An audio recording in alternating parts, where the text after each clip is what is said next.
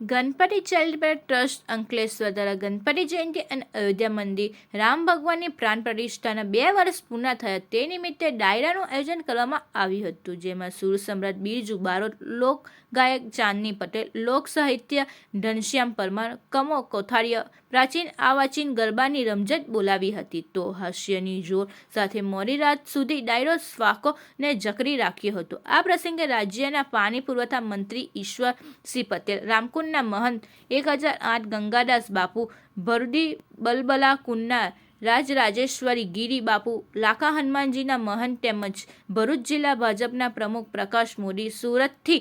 એસજીએફ ગ્રુપના રવિ ફાઇટર, કારોબારી ચેરમેન નિલેશ પટેલ સહિત મહાનુભાવો ઉપસ્થિત રહ્યા હતા। ગણપતિ ચેરિટેબલ ટ્રસ્ટ અંકલેશ્વર દ્વારા ગણેશ ઉત્સવ 2025માં ગણેશ ઉત્સવ દરમિયાન અંકલેશ્વર શહેર તાલુકા તેમજ જીઆઈડીસી ખાતે ગણેશ મંદિરોમાં બેસ્ટ મૂર્તિ, બેસ્ટ થીમ અને બેસ્ટ ડેકોરેશનની કુલ 25 ગણેશ મંદિરોને મોમેન્ટોથી સન્માનિત કરવામાં આવ્યા હતા।